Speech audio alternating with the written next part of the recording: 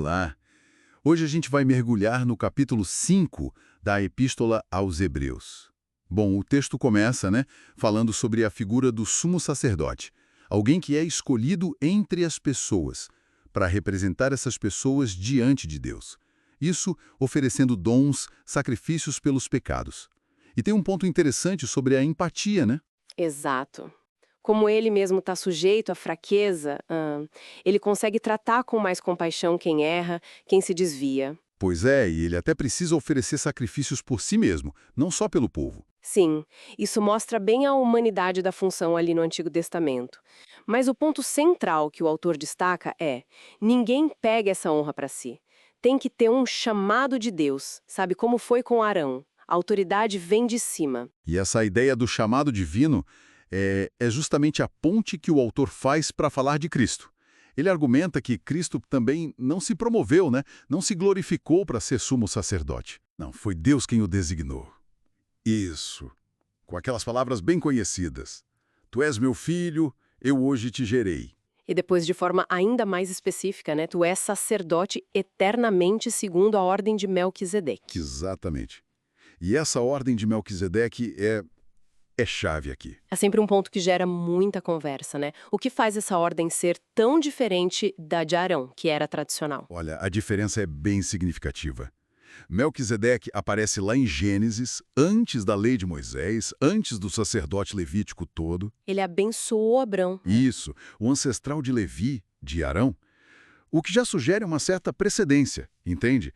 O sacerdócio dele não vem de linhagem, de família. Ah, entendi. Vem direto de Deus. É uma nomeação divina direta, e o texto apresenta como eterna. Por isso, o autor usa isso para mostrar um sacerdócio para Cristo que é único, superior e perpétuo. Faz sentido. E o capítulo também descreve a experiência humana de Jesus de um jeito muito forte, Fala das orações, das súplicas. Sim, com forte clamor e lágrimas, uma imagem bem intensa. Pedindo àquele que podia livrá-lo da morte. E diz que ele foi ouvido, mas não por exigir, e sim pela submissão reverente. Pela piedade, pela reverência dele. Isso nos leva àquela parte que sempre dá o que pensar. Embora sendo filho, aprendeu a obediência pelas coisas que sofreu. Como a gente entende isso? Ele precisava aprender a obedecer? Essa passagem é profunda. Não é que Cristo fosse desobediente, claro, mas a questão é que a jornada dele aqui na Terra, incluindo o sofrimento todo, foi o meio pelo qual a sua obediência perfeita foi, demonstrada, sabe? Ah, então foi o caminho que o qualificou para ser nosso sumo sacerdote. Exato. O sofrimento validou, completou essa capacidade dele de ser um sacerdote compassivo, eficaz. Por isso o texto diz que, ao ser aperfeiçoado, ou seja, completado nessa qualificação, ele se tornou uma fonte de salvação eterna. Entendi. Para todos os que obedecem a ele. Isso. E aí, logo depois dessa demonstração, vem a confirmação.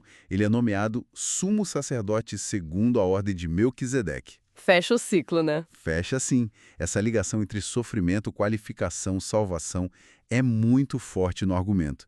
Mas olha só, logo depois disso tudo, parece que o autor dá uma friada, O tom muda. Muda bastante. Ele fala que tem muito mais a dizer sobre isso, sobre Melquisedeque. Mas que é difícil de explicar. É porque a audiência dele, as pessoas para quem ele escreve, se tornaram tardias em ouvir, lentas para sacar, para avançar. E aí vem aquela metáfora famosa, do leite e do alimento sólido. Exatamente. A crítica é que, pelo tempo que já passou, eles já deviam ser mestres, ensinar os outros. Mas ainda estão precisando do básico, do leite. Precisando dos princípios elementares das palavras de Deus, como ele diz. Em vez de buscar os ensinos mais profundos, o tal alimento sólido. E como ele define quem está pronto para o alimento sólido? Olha, a definição é bem prática.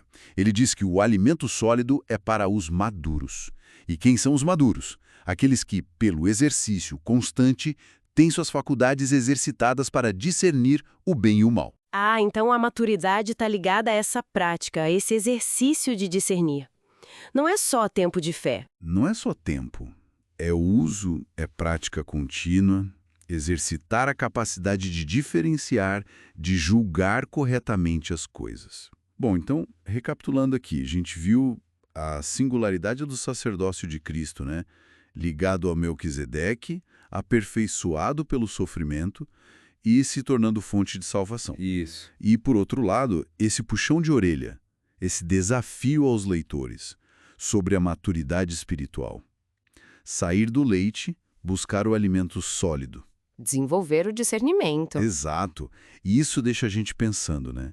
Se essa maturidade e o alimento sólido vem pelo exercício constante de discernir o bem e o mal, o que seria esse exercício constante na prática para nós hoje? Boa pergunta. Como é que a gente, na nossa caminhada, pode cultivar essa capacidade de discernimento para ir além do básico e realmente assimilar esses ensinos mais profundos?